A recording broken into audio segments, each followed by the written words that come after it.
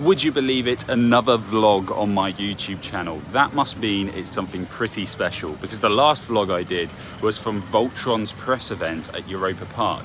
Well, I'm here at the home of storytelling, Efteling, to see Danse Macabre. Today we're getting an exclusive preview of Danse Macabre at the press event. I'm so excited. Danse Macabre is a brand new world's first attraction from Intamin, so no one knows what to expect. I have no idea what to expect. I'm very excited though to find out what Danse Macabre has in store, and I'm going to take you along for the ride and give you my review of it. If you don't want spoilers, I advise not watching beyond a certain point later in the video, but I will show you all of the exterior and all of the themed area. So there's lots to see, lots to show on this vlog. I want to take you with me and to sort of document what the event is like, so you can see what Danse Macabre and the press event has in store. Just quickly before we get into the video, I think it's worth noting that for full disclosure of my review, Efteling have invited me out here. That being said, I will say if I think there could be improvements to Danse Macabre, or if I absolutely adore the ride. It won't change my review, but I just wanted to say that for full disclosure. And here is a look at the exterior of Danse Macabre. This amazing building over here. Those of you who remember Spooks a lot will know that you actually entered Spooks a lot on the other side, whereas now you enter on this side, next to Baron. There's of course all these fences up at the moment because the ride is not open yet, but we will be going in there later on today for our first try of Danse Macabre, and that is very exciting.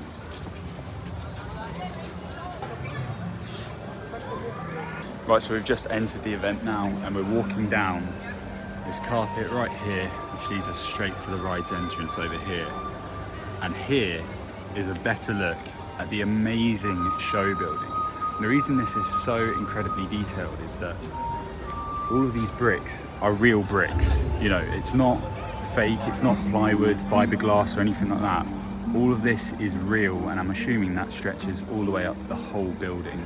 And that's the sort of quality you get here at Efteling, unlike any other theme park. There's also this nice atmospheric music, which sounds super unique.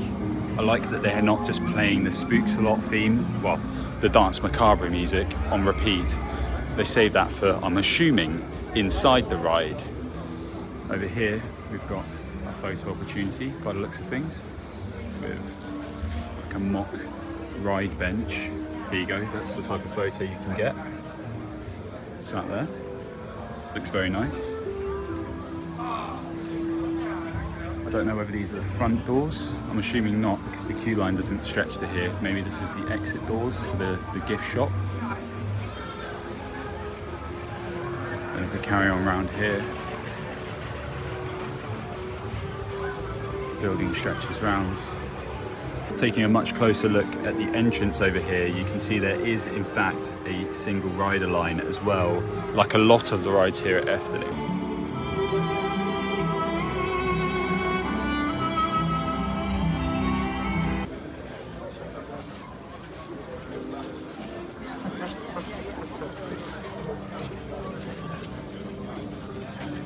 So it's starting to get dark now, and I just wanted to tell you some facts and figures about the ride in there. So there's an 18-meter wide or diameter turntable, which is obviously the main ride system. It can take up to 108 riders at a time. That's crazy. That's a lot of people in each cycle of the ride. And the whole investment cost 35 million to build. So it's certainly not cheap, and you can see no expense was spared, at least on this show building, and the quality of all of the buildings and theming in this area.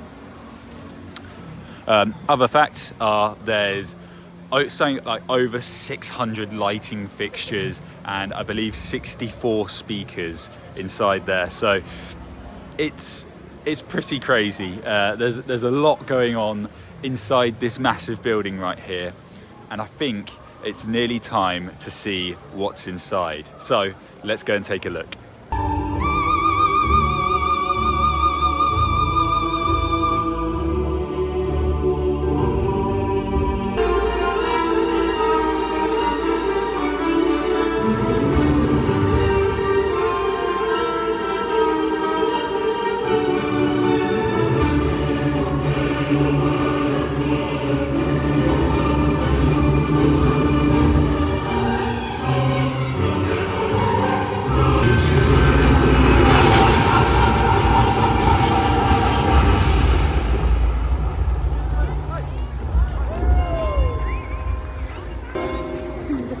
And it's open.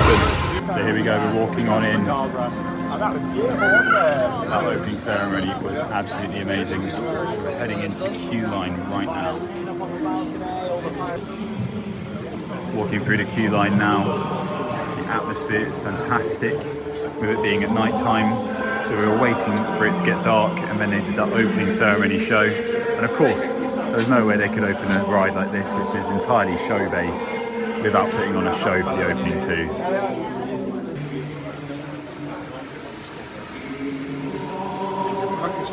Creepy. Werden de muzici op meedogenloze wijze verzwolgen door het onnoembare, het kwaad, dat ook heden ten dagen. So we've actually just figured out that this is actually the batching area where we've walked into, because they closed the gate behind us and they opened the gate over there, which we're now all flowing into. So this was our first batching area, because this ride, like I said earlier, can seat 108 people. So there's a lot of people here.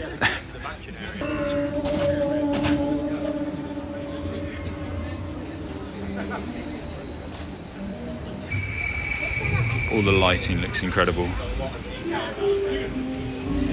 And there through the trees. Wow, would you look at that? Whoa.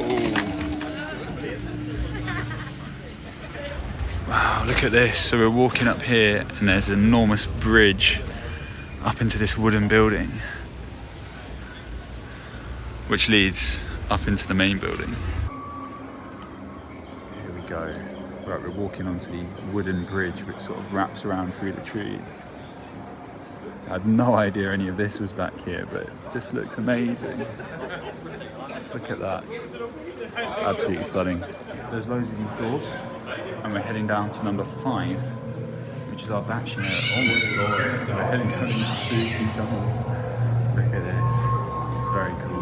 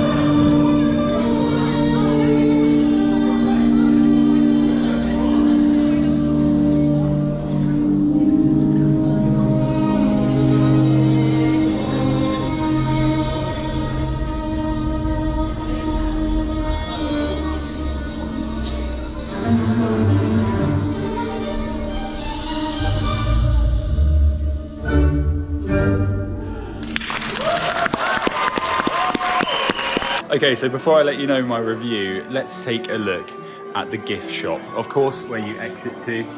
And look down here, we've got loads of Spooky Poos. I think that's the name of the cat. No, it's not actually called Spooky Poos. Not sure where I got that from. I probably just overheard someone call it Spooky Poos and assumed that that's what it's called.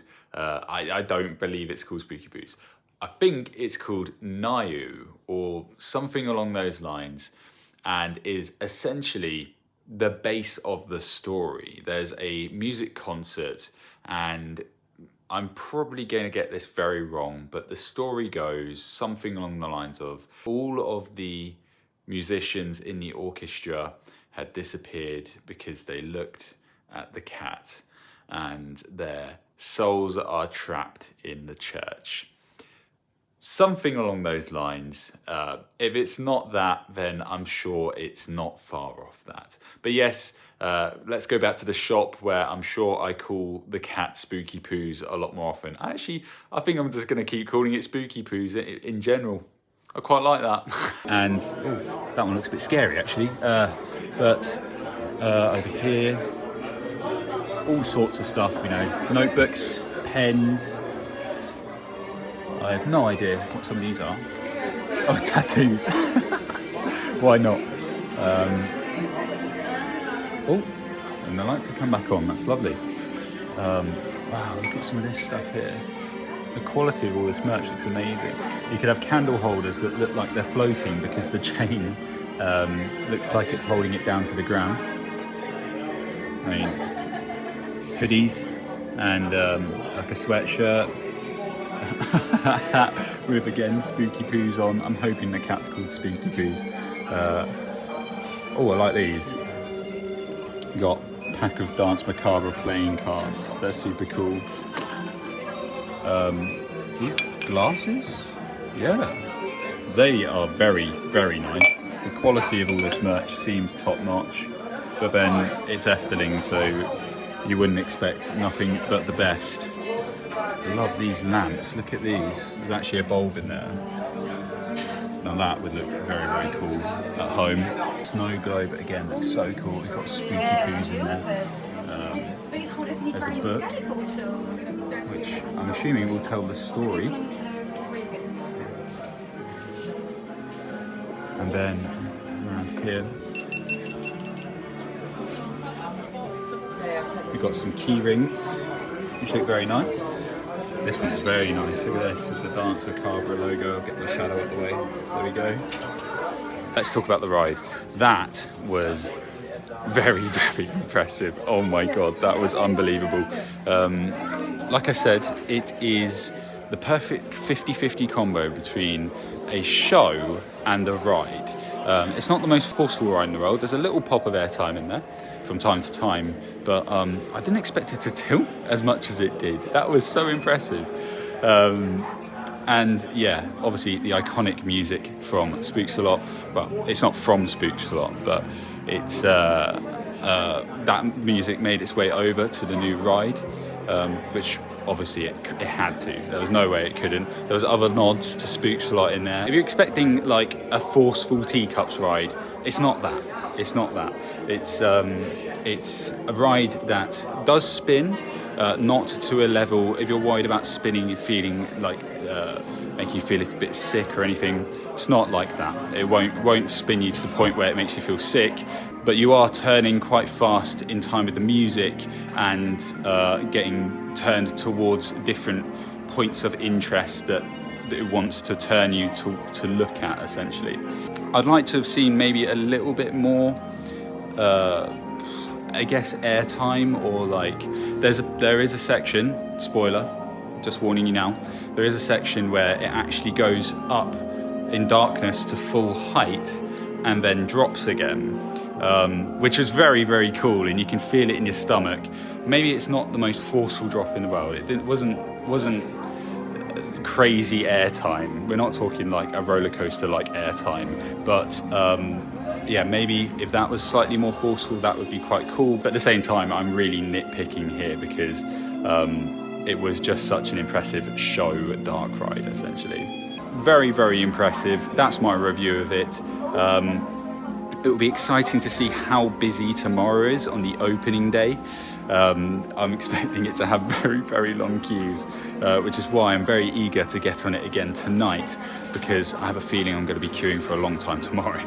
But anyway, thank you for watching this video, and I hope you found it enjoyable having a sneak peek at Danse Macabre here at Efteling. I'm very grateful to have had this opportunity to come and see it early on, and yeah, I think I'm gonna buy some merch now, so I'll see you in a bit. Thank you for watching.